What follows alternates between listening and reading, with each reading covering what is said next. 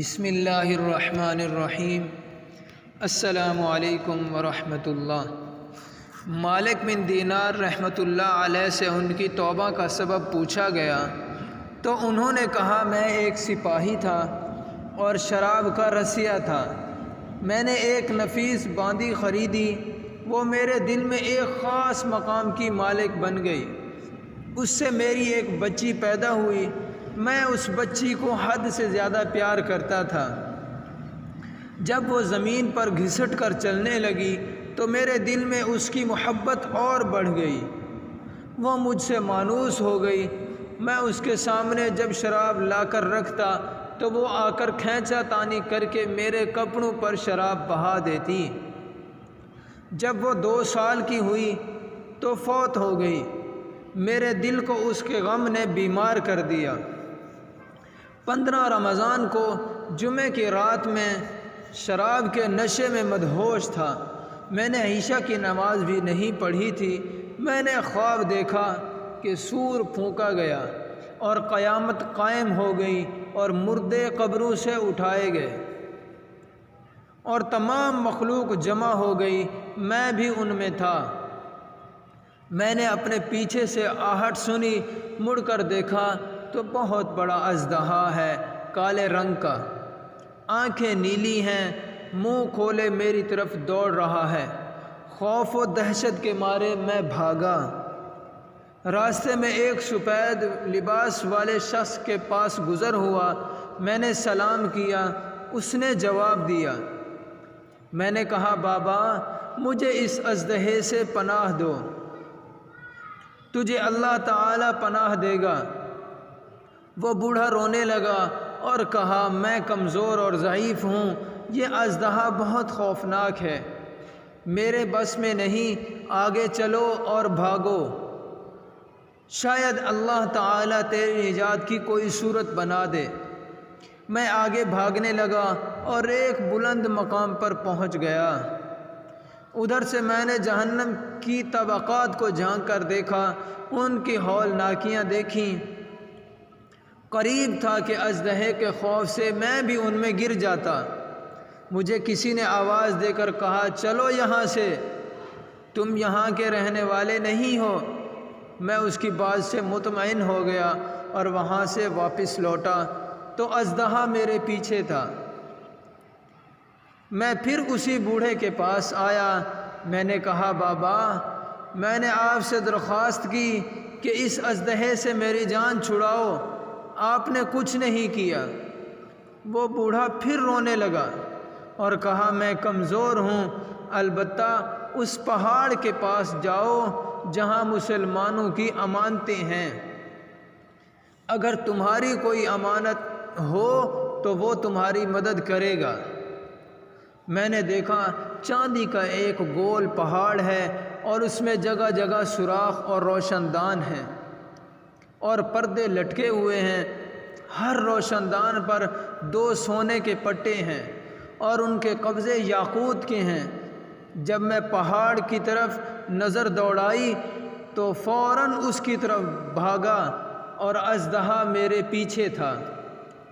جب میں پہاڑ کے قریب پہنچا تو ایک فرشتے نے آواز دی، پردے ہٹاؤ اور دروازہ کھول دو اور سیدھے کھڑے ہو جاؤ، شاید اس حاجت مند کی یہاں کوئی امانت ہو جو اسے اس کے دشمن سے نجات دلائے۔ میں نے دیکھا پردے ہٹ گئے اور دروازے کھل گئے اور روشن دان سے بہت سے بچے میری طرف دیکھنے لگے۔ ان کے چہرے چاند کی مانند تھے۔ اژدہا بھی میرے نزدیک پہنچ چکا تھا۔ میں حیران رہ گیا۔ ان بچوں میں سے ایک نے چلا کر کہا، سب آؤ، اس کا دشمن اس کے قریب پہنچ گیا ہے۔ چنانچہ وہ جوق در جوق کھڑے ہو کر جھانکنے لگے۔ اچانک میری وہ بچی جو مر گئی تھی وہ بھی ان کے ساتھ جھانک رہی تھی۔ جب اس نے مجھے دیکھا تو رونے لگی اور کہا، ہائے یہ تو میرا باپ ہے۔ پھر اس نے نور کی جھرمٹ میں تیر کی تیزی سے چھلانگ لگائی اور میرے سامنے آ کھڑی ہوئی۔ اس نے اپنا بایاں ہاتھ میری طرف بڑھا کر میرا دایاں ہاتھ پکڑ لیا اور اپنے ہاتھ کو اژدہے کی طرف بڑھا دیا تو وہ بھاگ گیا۔ پھر اس نے مجھے بٹھایا اور میری گود میں بیٹھ گئی۔ اپنے دائیں ہاتھ سے میری داڑھی پکڑ کر کہا، اے ابا جان، کیا مومنوں کے لیے وقت نہیں آیا؟ کیا ان کے دل اللہ کے ذکر کے لیے جھک جائیں؟ میں رونے لگا اور کہا، اے بیٹی، تم لوگ بھی قرآن کو جانتے ہو؟ اس نے کہا، ہم تو تم سے بھی زیادہ قرآن کو جانتے ہیں۔ میں نے کہا، اژدہے کے بارے میں تو کچھ بتاؤ جو مجھے ہلاک کرنے کے در پہ تھا۔ اس نے کہا، وہ تیرا برا عمل ہے جس کو تو نے طاقتور بنایا ہے اور تجھے جہنم کی آگ میں ڈبونا چاہتا ہے۔ میں نے کہا، اس بوڑھے کے بارے میں بتاؤ جو راستے میں ملا۔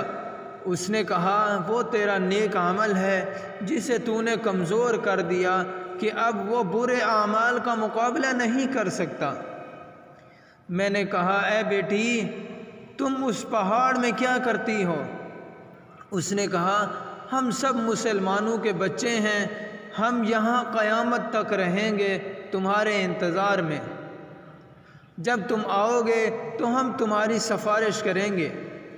مالک بن دینار رحمۃ اللہ علیہ فرماتے ہیں کہ میں گھبرا کر اٹھا اور صبح کو میں نے شراب چھوڑ دی اور اس کے برتن توڑ دیے۔ اللہ تعالیٰ سے توبہ کی، یہ میری توبہ کا سبب ہے۔ معلوم ہوا کہ اگر اولاد بچپن میں فوت ہو جائے تو مایوس نہیں ہونا چاہیے، بلکہ اللہ کی مرضی پر راضی ہونا چاہیے، کیونکہ یہی نابالغ اولاد آخرت میں کام آنے والی ہے، جیسا کہ ہمیں اس واقعے سے سبق ملتا ہے۔ رابعہ بصرہ سے کسی نے پوچھا کہ گناہ گار کی توبہ قبول ہوتی ہے؟ فرمایا، انسان اس وقت تک توبہ کر ہی نہیں سکتا جب تک اللہ اسے توفیق نہ دے، اور جب توفیق مل جائے تو قبولیت میں کوئی شک نہیں رہتا۔